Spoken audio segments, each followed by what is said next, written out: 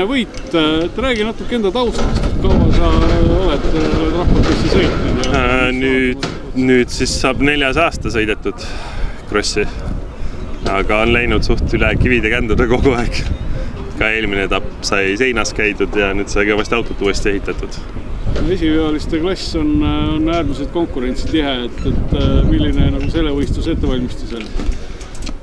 Ettevalmistus oli selline, et auto sai võimalikult heasse korda tehtud, et ei oleks ühtegi viga kuskil, mis takistaks sõitmist.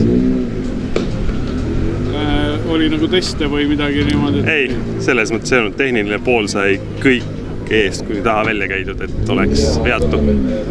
Tänased sõidud, kui hakata poolfinaalidest pihta, mismoodi nad sinu vaates läksid? Tõusas joones. Eks see eelmise etapi seinas käimine, see hirm oli ilmselt suur, et neid kurve nii otseks sõidetud alguses ei saanud. Et lõpus läks juba paremaks.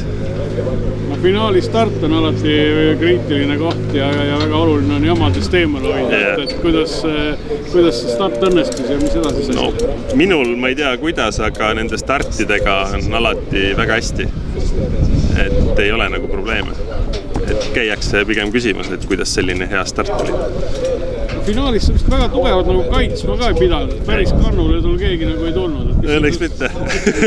Et mis see sõidu taktika nagu oli nagu pinge väga tugev?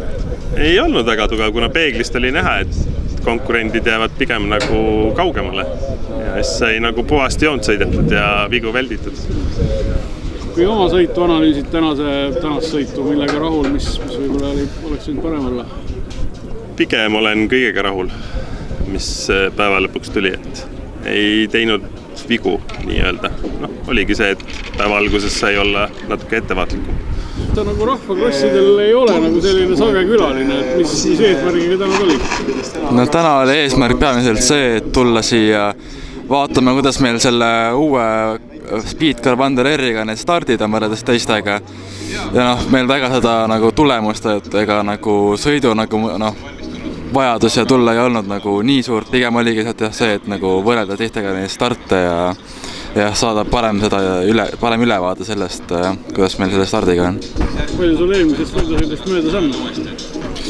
Eelmine võidusõit oligi eelmise aasta septembris vist isegi, oligi Elva etapp, Eesti meistrivõistluste viimane etapp. Paus oli ees, aga kiirus oli sul väga hea, et kuidas rapi paika said? No me oleme teinud viimastel nädalatel suht palju trenni koos isaga, olemegi olnud siin Elva ja Raasila raja peal.